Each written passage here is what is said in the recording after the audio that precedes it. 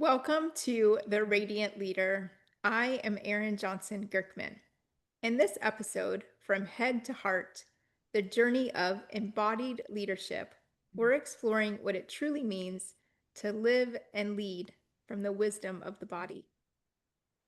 We'll talk about embodiment, what it feels like, how to tell when you're in your head versus when you're in your heart, and why this shift can be such a transformational doorway in leadership and in life. Today, I am honored to be joined by someone who has been both a coach and a mentor in my own journey, Micole Noble. Micole is the founder of Micole Noble LLC, where she guides leaders and their teams to disrupt old models and evolve through conscious leadership, emotional intelligence, and evidence-based coaching that fuels both performance and well-being. With over 15 years as a life coach, coach mentor, retreat curator, and corporate wellness strategist, Micole helps high achievers master mindset, navigate burnout, and lead with presence. Her work blends both neuroscience, positive psychology, and ancient wisdom to spark sustainable transformation. Micole is not just after a quick fix. Micole is ICF certified, NBHWC certified, that's National Board for Health and Wellbeing Coaches. She's a master educator and conscious leadership advisor and on the faculty for Chopra Global and Gaja Collective. Micole, I know that you have some beautiful wisdom to share with us today and some exciting news and new information about your own work. So we'll for sure make space for that. Together, we'll explore how the practice of presence reconnects us to our natural rhythm, moving from head to heart, from thought to feeling, and from effort to ease. I can't think of a better co-host today for this topic than Micole. Before we begin, I always like to start our podcast container. It's the space we hold together here on the Radiant Leader. So, as we're together today, this is a space of curiosity and growth, free from judgment and evaluation. Take what resonates with you and gently release what doesn't. We'll embody the values of radiant leadership: presence, growth, authenticity, compassion, health and well-being, and growth. And as you listen today, notice what happens in your body: sensations, emotions, images, subtle shifts in energy. Something inside talking to you. That awareness is the beginning of embodiment. And as always, I encourage you to embrace the support of coaches, therapists, and others who hold life with us. They help us grow, ground, and expand. They're with us in our foundation.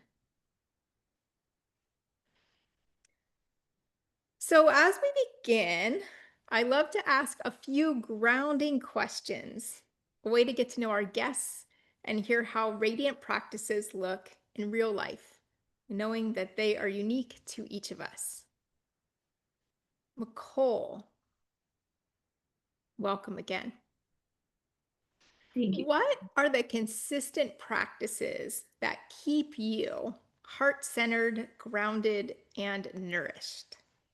Mm. Well, the first thing that comes to mind, of course, is daily meditation. Twice a day, every day, no matter what. Because it truly is that opportunity to connect to the self and to allow our body's time, to get back into homeostasis. So meditation is healing physically, and it's also that opportunity to go within and connect to that divine intelligence within all of us.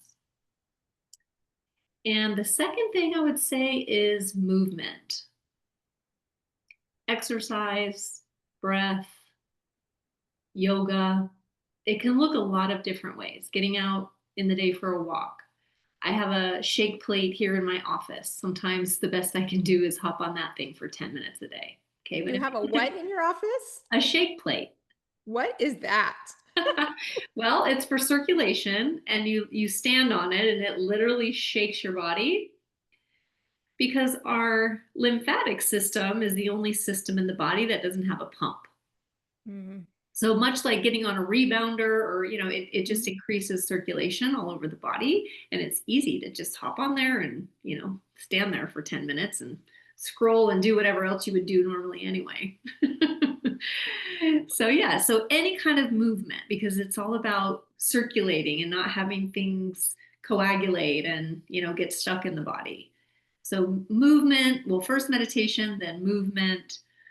And I would say the third thing is noticing my thoughts, Mm. just having an awareness of what I'm thinking or the thought I had that preceded a feeling I'm having in the moment, having that be a daily practice to manage my thinking. All right, meditation, movement, and noticing your thoughts. I have this beautiful visual of you using a shake plate It's while a great you're. invention. I love Mhm. it. I highly recommend it. It was super great. Okay, thank you for sharing those with us. I know for me, in the last episode, I mentioned that I also have a morning practice. And what I love about this is that you are the one who helped guide me into my morning practice. So if you remember, I set a practice that I was going to get up at 6 a.m. in the morning so that I could get all my morning practices done before my day started. And that was an example of a really small thing that has a really big shift. And I remember texting you like day one, day two, day three. I'm falling asleep in my meditations.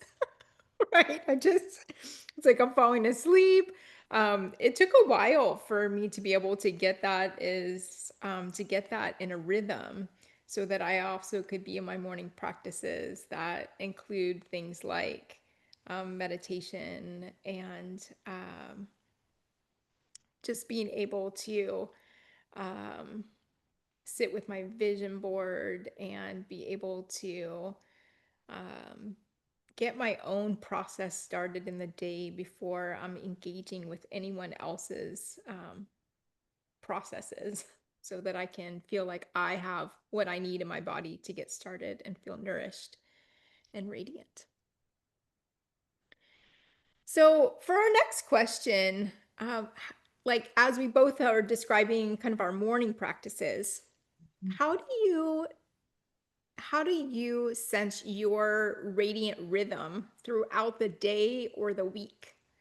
So, what's your flow that helps keep you restored and revitalized and connected outside of that in a morning practice? Yeah. Well, I love what you said about creating the habit to have that morning routine. It sets us up for the day. They say your day starts actually the night before. Mm. So that's also something my coach, got me into, was really looking at my next day. So when I wake up in the morning, it's clear what my day will look like. And also every Sunday, I look at the whole week. So I think these habits, these ways of being where we deliberately create our days, weeks, months, even the years. There's, an art to living deliberately like that versus just being at the effect. And I think I got into the habit, like I helped you to create that habit of your morning routine a couple of years ago now. I started following that um, the 5 a.m. club. So getting up at 5 a.m. so that truly you feel Mm. like you have accomplished everything before 9 a.m. And there's a real sense of accomplishment to that I noticed, and that kept me going with that. Now, do I get up every day now at 5 a.m.? Not necessarily. I am up though early every day. And that's just become a way for me to sort of gauge, my energy, notice in the morning just how I'm feeling. What am I excited about? What am I looking forward to? That because since I already know what my day is going to look like, I can sort of start to create that in the moment. So I think really that getting into that rhythm has really worked. Mm. I remember when you started the 5 a.m. club, it was when I was starting my 6 a.m. club, and you're like, you could get up with me at 5. And I was like, no. And that's okay, right? It's about finding what works for us and telling the truth about what we're committed to. Yes, and I love the just the note on like I love two things about that. One is I recognized for myself also that the nighttime routine was so important for my morning routine. Like I had to back up, what time am I going to sleep so that I get enough sleep and feeling refreshed? And then what am I doing at night so that I'm able to wind down in enough time? And I found like my morning routine was actually dependent on my night routine. So it's interesting in how that all just works together. Yeah, and it reminds me really in Ayurveda to have, it's recommended to have a morning routine, an evening routine. Mhm. And truly with Ayurveda, if we did all of the things that are recommended, we would never leave the house. There's just so many things you could do. But like you said, to take what resonates and leave the rest. This isn't about overwhelming ourselves and thinking I've got to do all these things and the night before, and then I've got to do all these things in the morning. Like that just creates more stress. So it's really again experimenting, trying on the things that you'd like to integrate. And if it doesn't work, right, you can throw it out. You can add different things in later too. So yeah, it's just so important to sort of experiment with it. Yeah, so much. And I know last week we also talked about the personal balance of structure and spaciousness. What does that look like for you as you are in your day, your week, your month? Well, I am a recovering type A, and I'm creating newly, actually, a type A recovery revolution. So that's coming with my new work that we talked about. But Mhm. honoring that we as humans actually thrive on routine. So it starts as babies, to have this routine, these routines that we actually perform and do so much better. And yet noticing where we resist, routine and like, oh, I need to spice it up. And, I'm kidding because I get bored. So then I'm like, oh, I got to change it up. And then every time I change it up, I'm like, well, why did I do that? I need to go back to what I was doing before. So again, to just have some lightness Mhm. around it, to be willing to experiment, get curious with yourself. Again, this isn't about getting it perfect. And I spent many, many years trying to, perfect these things. And it's let go of the pressure. Just trust that you will find your groove. And yeah, I think for me, I notice that structure is important and routine, and then also allowing space in my calendar, allowing looking at my month and saying, okay, what are the days I'm going to take off, or what's a weekend away that I can plan Mhm. ahead. So, and then retreat, it's Mhm. why I incorporated retreats because I encourage my clients to get out of your own environment, really to get a different perspective. And retreat has been a ritual that's been around forever, right? Religions Yes. and things have done it forever. So these are rituals, these are ancient tools that we can sort of look to support us. So whatever that looks like for you, to have a day a week that you just get some downtime. If you want to Netflix and chill all day, then do that, right? Sans judgment. Because that's the other thing. It's, oh, I allowed myself this day and then I'm going to feel bad about it. No, that takes the whole effect out, right? It's like eating perfectly. If I'm going to eat a cheeseburger, I'm going to enjoy that cheeseburger because, right, it doesn't make sense to beat myself up for it. So yeah, so I think that is a skill. I think to allow ourselves to have discipline, have these things we're committed to, but then also be easy on ourselves when needed. Yeah, I love the ease of that. And also, just if you're going to eat a cheeseburger, let it nourish you in the moment, let it just fill you with joy, and then let it release and let it go. Exactly. Yes. So so great. And I know for me on the just the level of structure and spaciousness, I've been working on right now I've been working on a really present practice to be able to say, I've got my week planned and know like each day, what's the most important things within the day. And then I am also working on scheduling spaciousness in my calendar. If that is 30 minutes or if it is a half a day, it's whatever I have. And then what am I going to do during that time? But then I check in each day, and each day I can say, what does the day look like now? Has it shifted or adjusted? And then I'm trying to be then even more present in the moment to say, I have 30 minutes right now. What do I most need? What's most important to me? Because that could be, I need to get something done, or it could be, I'm going to take some chocolate out into the sunshine, or it could be that I need some quiet or an extra like short meditation. I can assess, I can just kind of check in with myself, with my body, and say, what do I most need in this 30-minute window, this 5-minute window, 10-minute window, or in this half a day? Like, what's going to serve me the best? And I've been playing around with that, and it feels like as I'm getting in the rhythm of just kind of checking in with my plan for the day, and then also in the moment, um, it shifts. But when I'm listening, I feel like I can get some sense of connection on what's most helpful and what I need to do. Well, I think what you're pointing to is that balance between having some structure, having a plan for our day, right? Or having taken the time to put things in our calendar, and those are, I say, in our calendars where we make promises and agreements with ourselves about Mm, what our intentions are. And life happens at the same time, right? So clients cancel, different things happen, and I'm always amazed, that the days that those types of things happen are when I needed that extra space for, mhm, and like you said, to not have everything so scheduled to where you can check in with yourself and say, what would be most nourishing for me right now in this moment?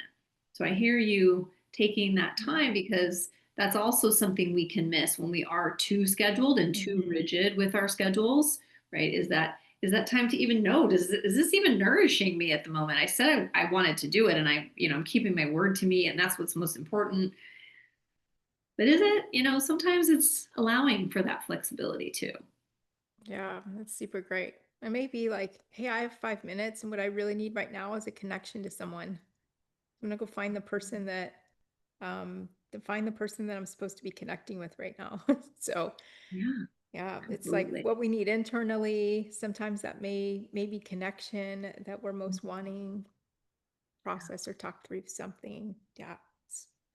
Okay. The last of our reflection questions to get started. This one is my favorite for you. You read books for breakfast. It's one of my favorite things about you. Most of us, we have them, we hold them, we collect them, but we don't read them all.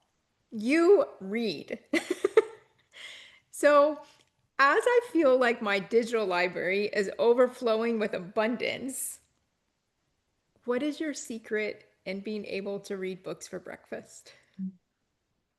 Well, I've always been a bit of a bookworm, admittedly.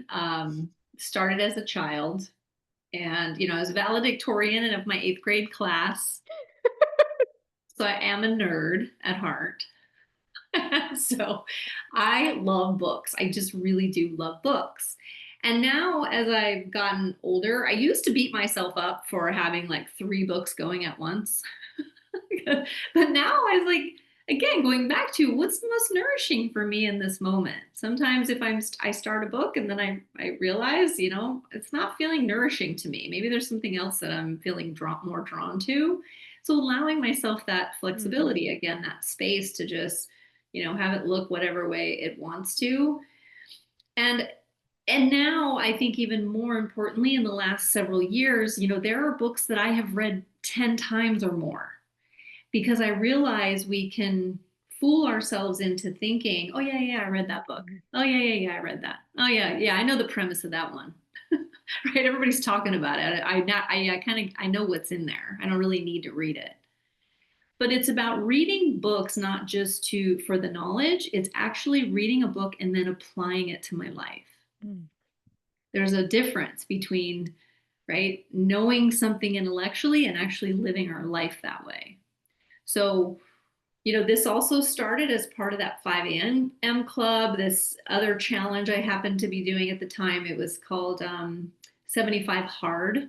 And part of that challenge was every morning to read at least 10 pages of something inspiring. And that really spoke to me because, again, it sets the tone. Going back to our morning routine, it sets the tone for the day. I want to read something positive. I want to read something that's, Mhm. right, going to inspire me for my day. So that also drives me just as part of that routine to put something in that's rich.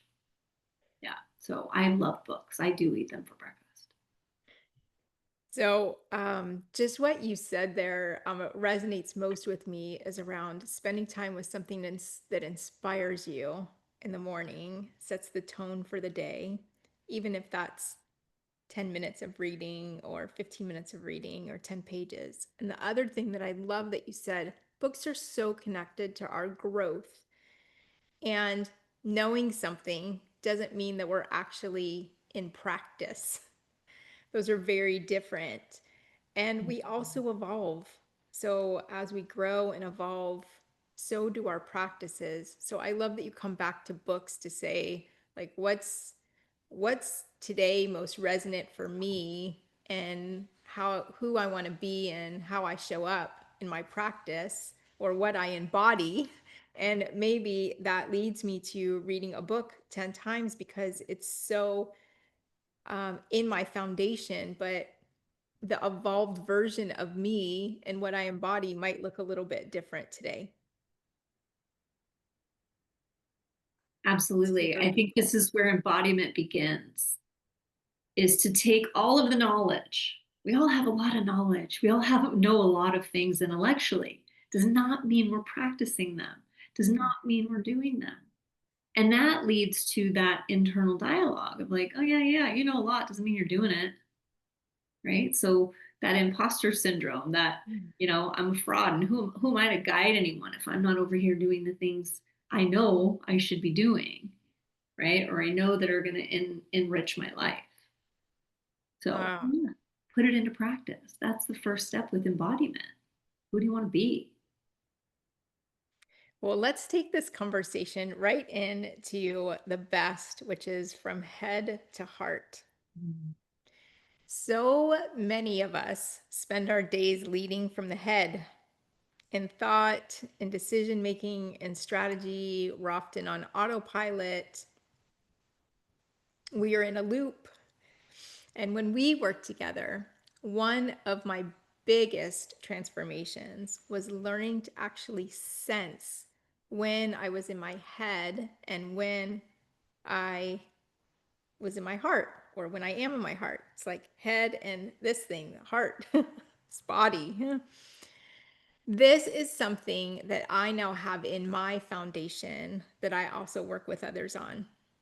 So, how do you know when you are in your head?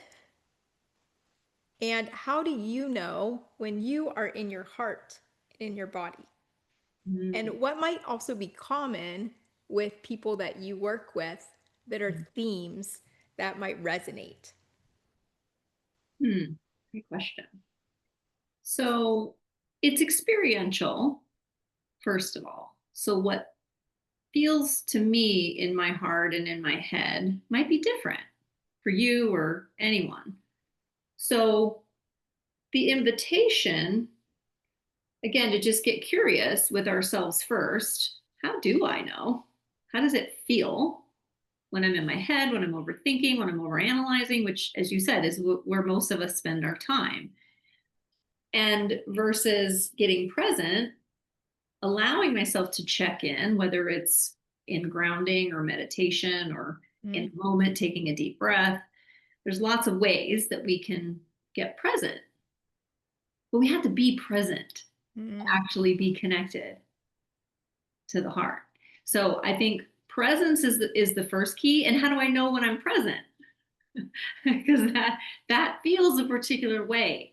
Because when I get present, this sort of quiets down. I just get mm. very, I don't know. It's like there's like a vibration to it there, and there's an expansion. I like to say there's a feeling of expansiveness versus when I'm in my head and everything sort of seems, very myopic and limited.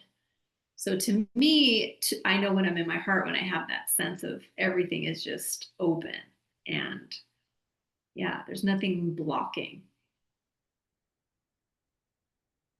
And then the second piece, you asked me something about what I come into contact with clients around this. Yes. It's, yeah, Mhm. I think it's, when we're really present, we're actively listening to our clients, we can, you can sense, there's things people say, mostly, I don't know, I have no idea. This sense of just, again, like everything's gone out of their brain. Okay, so who doesn't know? You absolutely do know when you are connected to the self. The self has everything it needs. The self has every single answer to every single thing you could ever want. So those are sort of telltales for me when, there's a sense of confusion or like a deer in the headlights kind of, where you realize you're talking to a mind, you realize you're interacting with a program. And you got to check yourself because it's like, is my program speaking to their program? So we also have to remind ourselves to get present before we even, you know, maybe say that to them. Like, I sense you're in your head right now. You want to make sure that you're not in yours. Honestly, I think it is one of the best things when you have someone that you can work with. This could be a friend, it's a coach, a therapist, a mentor. When someone can say to you that they sense that you're in your head, when you aren't able to sense that for yourself, is so incredibly powerful. Well, and I have the best coach ever in the world who does that so skillfully that that's where I learned it from. And, it's confronting. You're Mm, confronting a mind, you're confronting a program that does not want to change a thing. mm, So you got to be really committed to want to change someone's, you know, awareness. And that's the job. This is the work we get to do. We want to, remind people when they forget that they are conscious beings, that they are, presence is where you access the self, where you access that divine intelligence that actually can guide us every moment. But that takes awareness, that takes presence, that takes practice. It's not a overnight, it's not a one and done. This is years and years and years and years of practice or, discipline, creating that discipline. So yes, I agree. It can feel confronting. And sometimes you will mm, have those experiences with clients where maybe you say something and it's like they're not ready to hear it, or the mind is still doing what it knows how. It's gonna try to protect itself. mhm. Okay. So it takes a lot of trust. It takes a lot of Yeah, rapport too with your clients. So yeah, people like you, that you and I, when we worked together, I knew you trusted me and then I had the space to be able to call you yeah. out on some of those things. But that doesn't always happen, right? That's because I know who you are as an aware Mhm. being. Yeah. Yeah, so there's so much goodness in what you just said. And I also think for like as you're working with someone, there's so much like space in there to hold, like no judgment or evaluation when we're in our head. By the way, that's humanity. We live in our heads. We're biologically live in our heads. Like, so no judgment or evaluation. When we say that, and also the power of knowing when you're in your own head, and that relationship that you create with with yourself, to be able to call on your head when you're in it and you recognize that. Similar to what you're talking about when you're working with someone, or when you've called me on, like, hey, I think you're up. I think you're up here. And I'm like, how do you know that? Right. But I can now for myself, I'm like, I know what that feels like, to be able to like be up here so that I can call that. So for those of you that experience, this is for those of you that experience like stress and anxiety, overwhelm, burnout, there's some head energy that comes with that. And oh, by the way, we all experience stress. So I mean, it's all of us, right? So for me, when I notice, so before I started working with Micole, right? Before I was working with you, I didn't I don't know that I didn't have the present awareness to say this is actually what this feels like. So this isn't evolved me to say I know what this actually feels like. It feels tight. It feels congested. It feels Mhm. foggy. Um, it might feel heavy. And I remember in a session, I remember telling you my head feels like a bowling ball. And you were like, they actually weigh a lot, like a physical head. Yeah. And from an energy perspective, like head energy is up.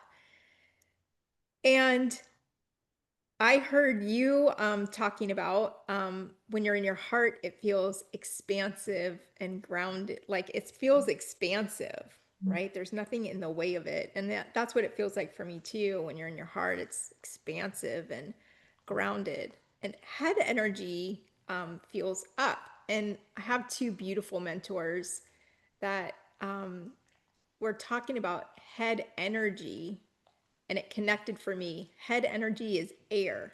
It's up in your body. It's where you're holding your energy. And what we naturally like don't realize that we might naturally need, like we're not aware of it, is head energy's up. And what I want to do is actually get in, right? I want to move that energy down. What I most need in those moments is earth, grounding, feeling into my body. And then all of a sudden I have this like big like light bulb moment that says, of course my life work is getting back into my body and grounding because I have a lot of head energy.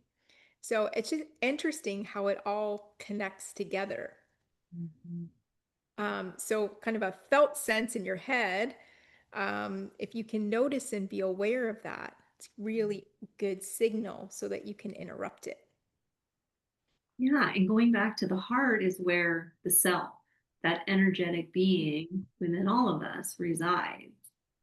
So that's another telltale in a coaching session. If someone's looking up for the answers, I love that you said that the head is up. So we're looking up like out here for the answers to things like outside of ourselves. And what you said, to be grounded, to go within, the answers are within. And so that we all do get heady and out here. And so those practices to bring us back Mm. down and to connect at the heart is so important. Again, going back to daily commitments to meditation and breath and movement and the things that ground us. Yes, yes, yes, and yes. It's an invitation for curiosity. Like, a big invitation for curiosity. And actually, as I was thinking about this conversation with you, something popped up for me that maybe that is a really simple example of our like being in our bodies and in our head. Mm. When there's music on, I don't play the air guitar. Some people play the air guitar. I'm I'm like an air tapper or a foot tapper.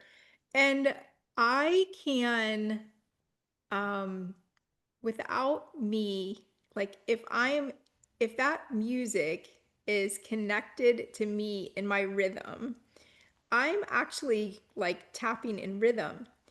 What I notice is when I recognize that I'm tapping in rhythm, my head gets engaged. My head starts thinking about I'm tapping in rhythm. And then all of a sudden, I'm out of rhythm because I've moved from my body into my head. So my rhythm is off. It's such an interesting thing. It's just a small example, but like just a really good example of how we can move from our bodies to our heads. But you know, my head gets engaged and now I'm not in rhythm anymore. I love that. Again, just being curious with yourself and experimenting with these things. How do you know? And it's different for everyone. Again, as you said, we're all unique. We're all the same and we're all individuals at the same time. So you want to know these things for yourself, not what someone else told you this is like, or that's why it's so important to have the knowledge, have the information, but then you want to have the experience Mhm. to go with it. Yeah, it's perfect. So, as we're talking about as we've talked about radiant rhythm, this is a great place for resonance and just thinking about what resonance looks like between our inner and outer alignment. So, for those of you that are listening to this, this is a great place just to check in with yourself. What resonates with you from this section? What do you notice? What stands out to you? What does it feel like for you when you're in your head, when your heart in your heart? I think expansion in the heart and constriction in the head is probably expansion and constriction is a common way that people kind of get a feeling for the difference. Well, let's talk about embodiment and leadership. Hmm. Right. So let's talk about why embodiment matters in leadership. Mm. What changes when we lead from our heart or our body? I like to say heart centered. What changes when we lead from a heart centered place, not just from this beautiful thing that we have that does so much work for us, our head, our mind, our brain? Yeah, well, I think it goes back to what I said earlier and what I like to teach in companies, right, is about conscious leadership. This is about connecting to our consciousness first. And so getting out of our head and into our hearts, where that consciousness, that conscious being resides. When we lead from that place, there's more clarity, more creativity, solutions to problems, right? Or there's infinite possibilities. Einstein said we can't solve a problem from the same level of consciousness in which it was created. So to do that, again, it requires this alignment and to realign with the self, that consciousness, that piece, uh, that is divinely guided, that we all have. And so for some people, they might call it something different: spirit, soul, consciousness. There's lots of ways to put it. So again, finding for yourself what that looks like for you. But when we lead from that place, there's an energy. This, we how we're being is different. We show up differently in the world than when we come from our head and analyzing and wanting to have the right answer, and you know trying to lead people from a place of Mhm. intellect or ideas. So to lead with our energy, I think that's what embodiment in leadership looks like.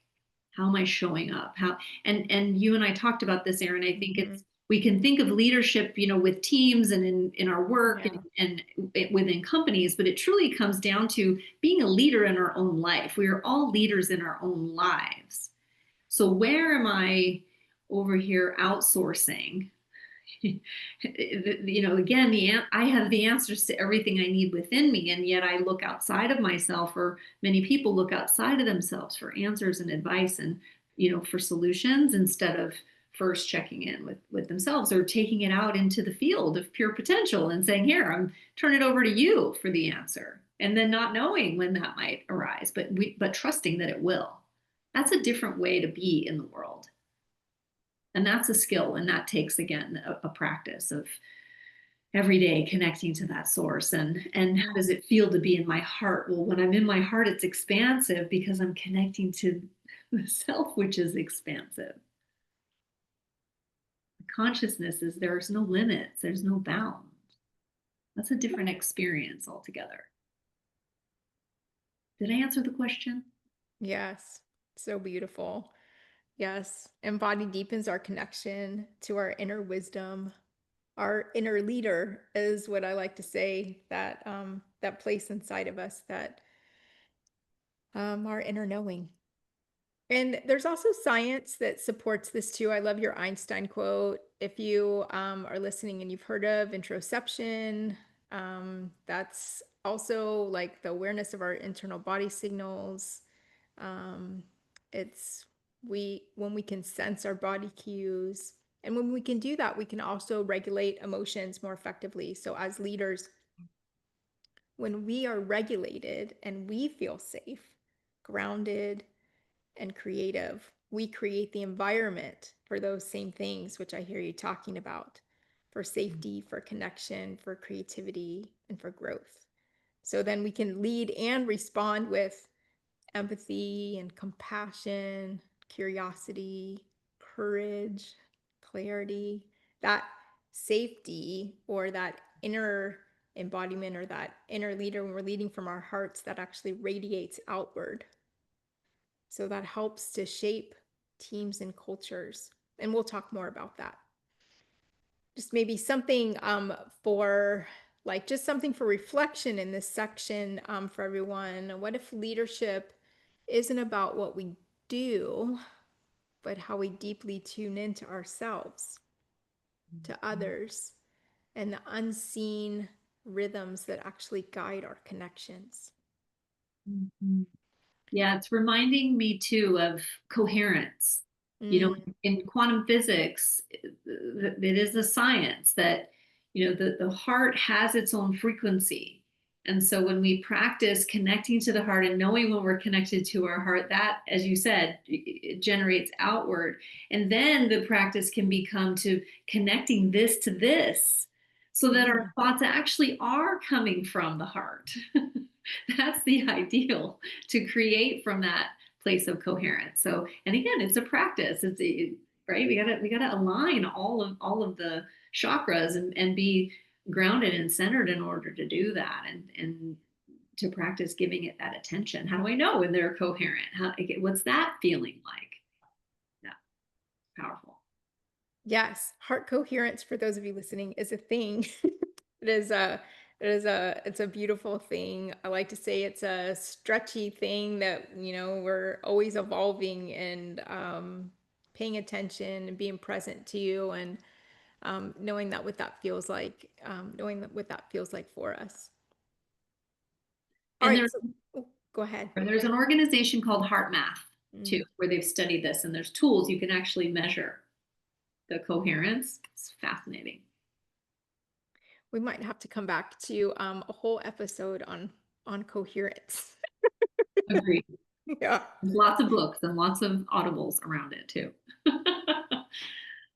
So as we just think about practices that help us reconnect to our body, let's bring this into a practical space on how to get started. So, what are few of the small ways that you return to connection during the day? Breath. Breath is the one thing that, and it could be stopping and taking a deep breath or three. It can look like going to breath work. I Mm, like to go for breath work and then a cold plunge in a sauna, and for like a reset every week. Using the breath, you can't be focused on your breath and be thinking about anything else at the same time. So it's actually the greatest way to connect in the moment. So yes, meditation bookends our day, and then throughout the day, as we notice ourselves getting heady or mhm. out of alignment, then to take breaths to recenter, to reground. And so many 2-minute meditations, grounding sessions, and all my coaching sessions and meetings, and just making sure people are meeting at the same place, because usually we come into all these meetings and everybody's out here and has their own different agenda. So to connect groups like that is powerful too, that the power of the collective grounding. Yeah, that's beautiful for me too. Breath's really, really important. And sometimes some fresh air can help me also just kind of recenter and get connected back into my body, um, especially if there is some warmth from the sun that I can find as we're headed into the cold season. For you, those of you who live in warmer climates, that might be a little bit easier. But I like that you said your practices or your rituals or whatever you call that for yourself, your routines. Those help you be able to stay in it, and then there are moments during the day where coming back to breath or whatever works for you. If you whatever if you notice a constriction moment somewhere in your body or something like that, just being able to get present again. Our bodies tell us, they're always communicating what Yeah, they and for need. me too, working from home, getting outside for a 10-minute, 20-minute, 30-minute walk every day, just to again get outside and look up and remind ourselves of the expansiveness Hmm. that is all around us, because we get into our computer screens and our phones, and we get like this. So any opportunity, and then being out in nature is a reminder of that, that is who we are. So the sunshine and the cool air or the warmth or whatever that is, it's just connecting to everything that we already are. It's very Yeah. powerful. So we both have a connection into like some of these bigger visions and how we embody those. I use my vision board every day when I help guide other people to create these vision boards that are really thoughtful and intentional and full of felt sense. So for me, I put things on there that I can look at a picture, and after spending time with my vision board every day, I can look at one of the images on there or one of the quotes or one of the words, and I can actually feel that in my body. Like, what does that feel like? And I know I asked those questions all the time. We have phrases, or we like tell people about wholeness or things like that. I'm always asking, what does that actually feel like in your body? So for me, my vision board is a way to be able to say, for me to be able to say, what do I want to embody, like as I'm stretching towards the future? You just took a trip to Paris, and I thought we could just spend a couple minutes on it because when you came back, well, actually, while you were there and you were sharing, and then when you came back, something shifted for you. And when I was looking at your Paris photos, you became Paris. So I thought this would be a good place just for us to talk about embodying bigger visions and dreams and what that looks like. One of my favorite topics. Yeah, that was a vision. That was a dream that I had, to have a photo shoot in Paris. So the last 3 summers I've actually visited. This last one, I was there the longest. I was there for 3 weeks. And my goal, my intention of that going for 3 weeks was to feel more like I lived in Paris, to, not be a tourist, to just, embody, right, what that would feel like. And so part of that was to have this photo shoot and just feel like a supermodel and, have my hair and makeup done. And like I had the whole thing, right? I could see it. And then to have lived it, yes, I came back and I've been like a flurry of Paris photos all over my Instagram, and it's been so much fun. And I've been experimenting with that too. But it was less about like, oh, look at me in Paris, and look at me, look at me. It's really the energy and the excitement of what that was like to have that experience after I had had the vision for so long. And so I encourage, I think as we get older, we have a tendency to not allow ourselves to have these dreams and have these Mm. visions of ourselves doing amazing things. And this was just one of the visions I've had come true in the last so many years. But this is the most recent and the most, I'm still just vibrating from it, you can see.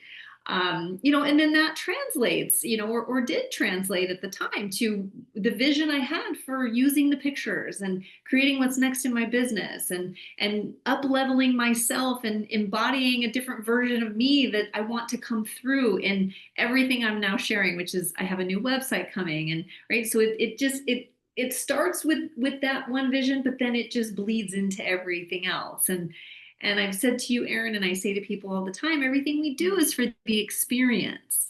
So what's the experience you want to have? And it's all a creation. So just, embodying that, encouraging people to have those visuals for people to see what's possible, because we Yeah. don't allow ourselves to dream Mm. and think in infinite possibility. It's just a different way to live, right? To embody this and not just talk about things. Well, I can still tell that that is with you. It literally, like, is still radiating out of you. It's your energy. It's amazing. You all can connect with Micole to see her her photos in Paris are just brilliant in embodying a vision. Like, it's yeah, I just said you were like you are Paris in those pictures. It's the Paris best. embodied. I love that. All Yes. right. So as we're talking about embodying this energy, radiant embodiment and culture is next. So when we lead from embodiment, radiating out that presence and that energy, it radiates outward. And teams and people around you. So whether that's a team or we're all leaders in our own lives, we've said that, just people around you, people can feel it and they can sense it. And there's just a really great nervous system connection here. Um, I was on, Brene has her new book, Strong Ground. She did a Random House book club yesterday. And as I was listening, I was like, this is what I've talked about in the first episode. Polyvagal Institute talks about this. There's so many like science that talks about it. You and I are connected through Chopra. Um, and when I said in the first episode that we are a sea of nervous systems strung together, when we as leaders don't feel safe, we don't feel grounded, we don't feel stable, other people can feel that energy. It's an energy field that people connect to and that they can feel, and that can be contagious. So when we feel safe and grounded and centered, that energy also can be felt. One of the greatest things we can do in life is our own work. Because when we do our own work, and I think Deepak has a beautiful quote about like like greatest like work that we can do on behalf of the world is to be able to be present with Sri ourselves. Sri Ramana Maharshi too. It's about self-realization. Mm. The best gift we can give to human nature is our own self-realization. and Paramahansa Yogananda, and right, goes on for centuries. So yeah, Yeah. Deepak has packaged it in a way too. And Yeah. these things have been, this messaging has been around forever. Yes. Part of the ancient wisdom that is with us. And that impact is felt both internally and externally. So, as we think about collective regulation, the nervous system is really leadership in motion. So, this brings up a topic of accountability, which I know is one of your favorite words. It's accountability to ourselves and those we lead. So, maybe just share a couple thoughts in that space. Mhm. Yeah. So again, something I learned from my coach about accountability, and how accountability is what I know I was taught is to be accountable to other people mostly, right? If I tell somebody I'm going to do something, I keep my word to them, and then I look good and I avoid looking bad. But really, accountability is being our word to ourselves. Our relationship with ourselves is the most important one. And so shifting the dialogue, you know, to be accountable to myself first, because when I'm accountable to myself first, then, like you said, that energy of living in accountability, that actually has an effect then on your willingness to hold others accountable. Mm, So it bleeds out, right? It starts over here. It's actually not an external thing, as most of us have been taught. So to start to practice, if I say I'm going to do something, right? Commitment, first of all, what are you committed to? And then what does that look like, right? To what's the practice or the discipline that I want to get into around that? And then being my word. If I say it's happening, it's happening. So then I can start to relate to myself as someone that is their word. And that's a way of being, when you are being that you are your word, because that's all we have actually at the end of the day. But we don't relate to ourselves like that. It's like, oh yeah, especially with ourselves. I made this commitment to myself to get to the gym today. And then some other preference of the moment came up and I changed plans, but nobody knows. It's just me, right? It's just my word to me. Okay, we do that over and over and over again. And then that dialogue is, I can't be trusted. Who should listen to me? I'm over here breaking my promises all day long.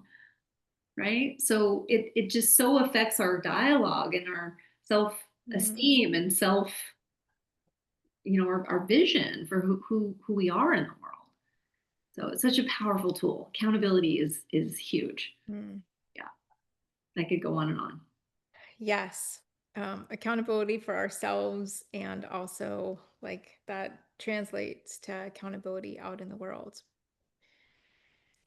So, embodiment is really the bridge of inner alignment and also from a transformational perspective to the people around us, whether that's in systems and organizations, whatever that looks like.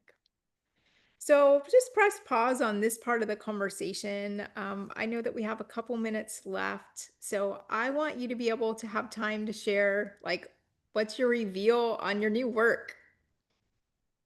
Thank you for that. Again, I'm so excited. Today, in fact, I launched my new website, which has been in the works for the last couple of months, and even before, right? I've had this vision since the summertime, and probably even before that, when I was in India earlier this year as well. It's really been a vision of mine, just to rebrand everything. I've needed to do this for quite some time, so now everything is in one place, which I have felt like my things have kind of been all out and everywhere. So making that commitment to myself to get these, more systems and more a clear message out to the world about what I'd love to do, and that's coaching. It's leading companies. It's leading retreats. It's sharing content. It's inviting people to challenge themselves, to get curious, to, how can we avoid burnout? There's this whole hustle culture that we've bought into, that I'm just in the spirit of wanting to disrupt, again, be provoking and provocative enough to say, to interrupt these patterns, as we said, that people just get stuck in these ways of thinking that just aren't them.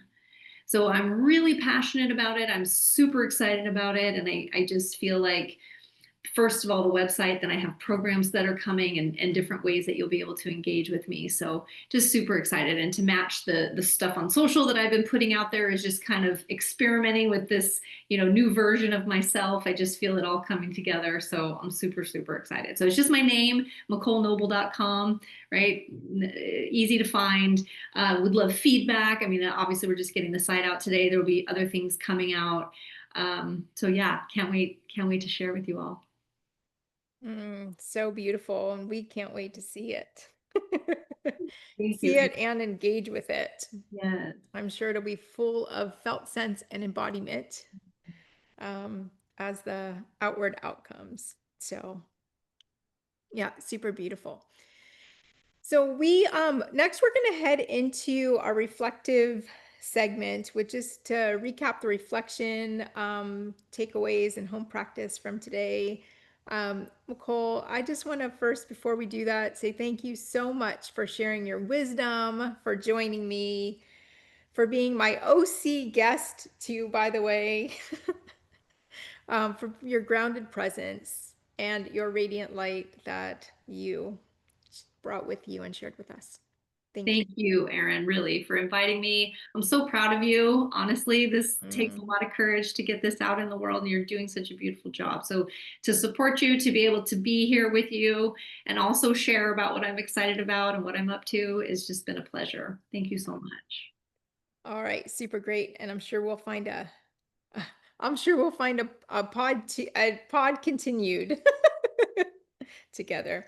I So love that. thank you, and for those of you listening, we're going to move into just recapping your home practice around reflection.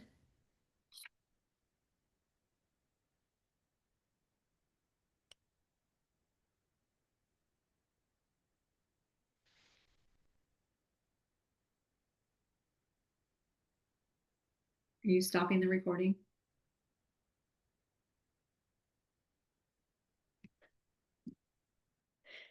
Okay, so let's take a minute to pause and reflect. For this segment of reflection, because we just came through embodiment, this is a great place to be able to hit pause and do this reflection from a place of feeling. How does it feel? um, Trying to come through this reflection from a heart centered perspective, and not just from this beautiful thing that we have that helps us think through and problem solve. So I'm going to ask you to be in a place of your body and be able to just really be heart centered in a felt sense. So that may mean if you're on the go, you might come back to this part of the segment, or if you're out in nature taking a walk, this is a perfect time to be able to just put some reflective thought into these questions, and then you can come back and journal it. Or if you're in a space right now that you can close your eyes or lower your gaze, if that's better for you, then this will be a good time to be in this reflection now. So here's some of the questions to carry with you. What resonates most with you from this conversation that we just had? What resonates most with you from this conversation? It's going to look a little bit different for each person. So, most important, what resonates with you? And then for some felt sense, what does it feel like when you're centered and grounded? When you feel full in your heart? So, what does it feel like when you're centered and grounded and you feel full in your heart?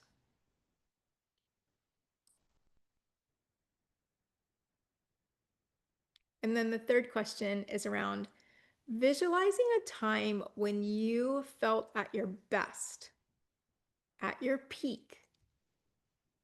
Connect to that felt sense. Remember, felt sense is something that you have an inner feeling. It's some feeling that you kind of carry with you. You may not always have words for it. What is that felt sense? What does it feel like in your body? So, a time when you were at your best, your peak, connect to that felt sense. What does it feel like in your body? Where do you feel that in your body? And then you can also use a question around visualizing a decision that you made when it felt effortless. Where did you feel that? What does that feel like in your body? And then visualize a decision when you felt stuck, when you were in your head, or you had a spin on, or you felt like you were stuck and it felt really heavy to make a decision. Where did you feel that? What did that feel like in your body?